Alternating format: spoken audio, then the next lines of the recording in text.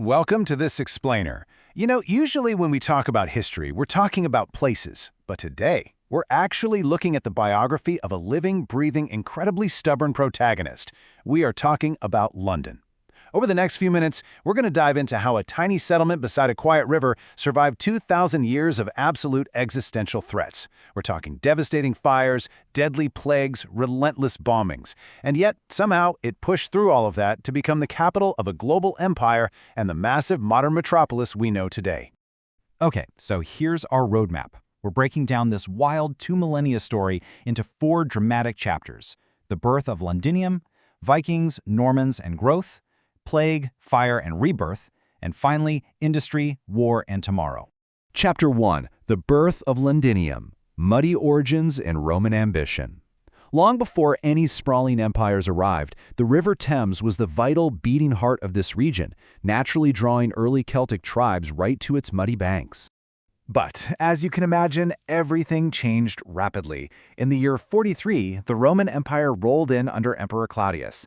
They quickly recognized that the Thames was the absolute perfect width for both bridging and shipping, so just 4 years later, they set up a military and trading outpost called Londinium, and it absolutely exploded into a bustling hub of wooden buildings and merchants from all over the world. But then, in the year 60, disaster struck. Queen Boudica of the Iceni tribe led this massive rebellion, sweeping across the land and burning Londinium entirely to the ground, killing thousands. It was a total wipeout.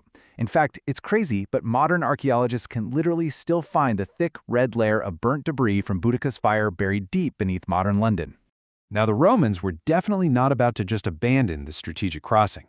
But instead of throwing up the same vulnerable wooden structures that had just gone up in flames, they totally reinvented the city. They rebuilt it larger, stronger, and brought in massive stone buildings, including a really impressive basilica.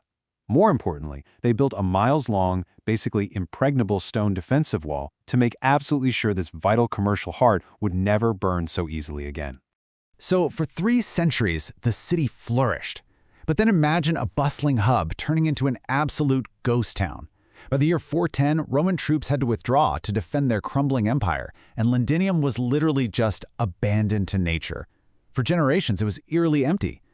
When Anglo-Saxons arrived in the 5th century, they actually built a completely new settlement nearby called London Wick, rather than moving into the spooky Roman ruins. Then came the terror of the 9th century. Fierce Viking warriors in fast-moving longships repeatedly attacking these prosperous new towns. It wasn't until the year 886 that King Alfred the Great recognized the strategic genius of the old Roman layout, defeated the Vikings, and resurrected the ancient city back within those old stone walls. That sparked its true rebirth. Which brings us to Chapter 2, Vikings, Normans, and Growth, the Medieval Crucible. In 1066, a massive shift happened. The Norman conquest changed the game entirely. After winning the Battle of Hastings, William the Conqueror marched straight on London. But William was incredibly shrewd. Instead of destroying London's immense wealth, he decided he wanted to lock it down for himself. So he ordered the construction of massive stone fortifications, most famously the Tower of London. It functioned as a royal fortress, a prison, and this towering permanent symbol designed to keep a firm, unyielding grip on the city's riches. Under this new, forced stability, London exploded into a vibrant but highly dangerous medieval city. Take the medieval London Bridge, for example. It wasn't just a crossing, it was a chaotic, living neighborhood. Just imagine going to chapel, doing your shopping, and then sleeping in these tightly packed, leaning timber houses suspended directly over the rushing water. Thousands of people squeezed across it every single day, while boats carrying global cargoes sailed right through the arches below. But honestly, with those narrow streets, terrible waste disposal, and tightly packed wooden structures everywhere, the city was basically a ticking time bomb. And that brings us to Chapter 3, Plague, Fire, and Rebirth, the greatest tests of survival. The first real nightmare arrived via trading ships in 1348. Carried by fleas living on rats, the Black Death swept straight into the crowded, unsanitary streets of the medieval city. Within just months, tens of thousands of Londoners died. The usually bustling, noisy streets were reduced to an eerie, terrifying silence. Entire families simply disappeared. The churches were totally overwhelmed, and mass burial pits had to be dug across the city just to cope with the unbelievable, horrific scale of death. But incredibly, the city proved its resilience once again. It bounced back from the Black Death and actually exploded into a cultural and economic golden age under the Tudor dynasty. King Henry VIII completely reshaped the religious landscape by dissolving the monasteries. Then, under Queen Elizabeth I, London's global trade routes expanded out to Africa, Asia, and the Americas.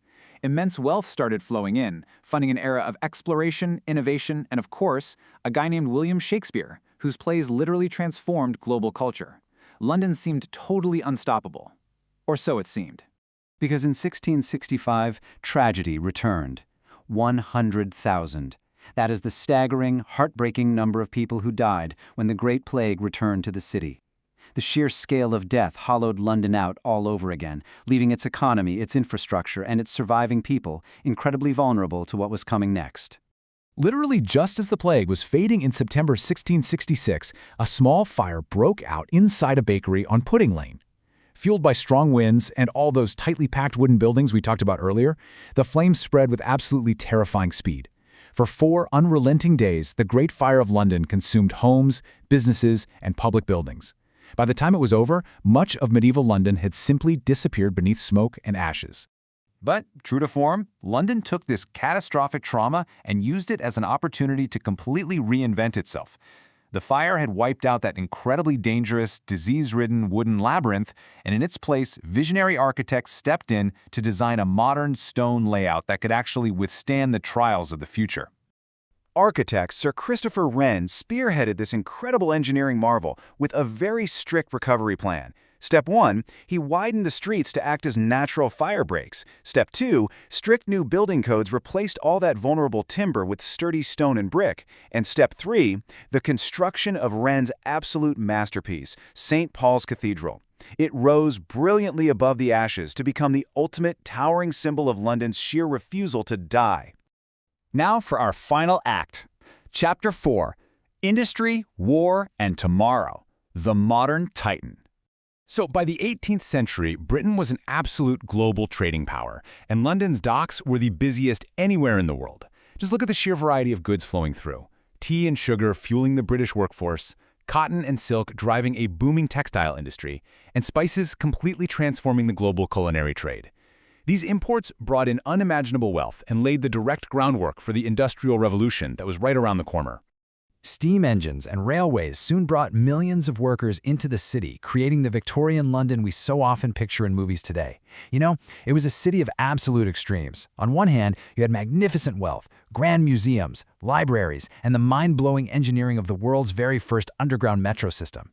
But on the exact same token, rapid population growth created incredibly harsh social realities. We're talking immense pollution, poverty, and overcrowded slums.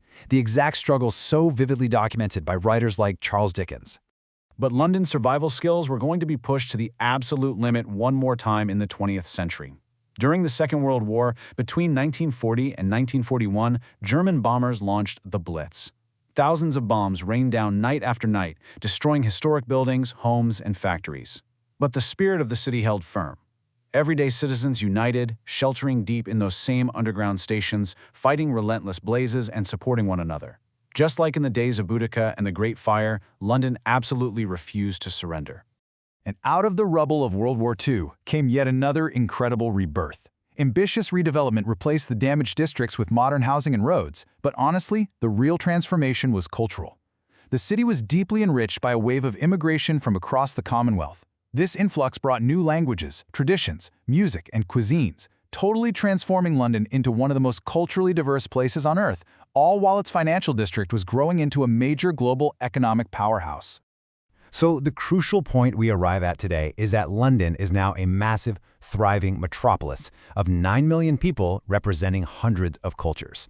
It's a place where ancient Roman stone walls stand just a short walk away from gleaming, futuristic skyscrapers. And when you think about it, every single disaster, every invasion, and every plague didn't break it. They just added another layer of resilience to its foundation. Which really leaves us with this final thought.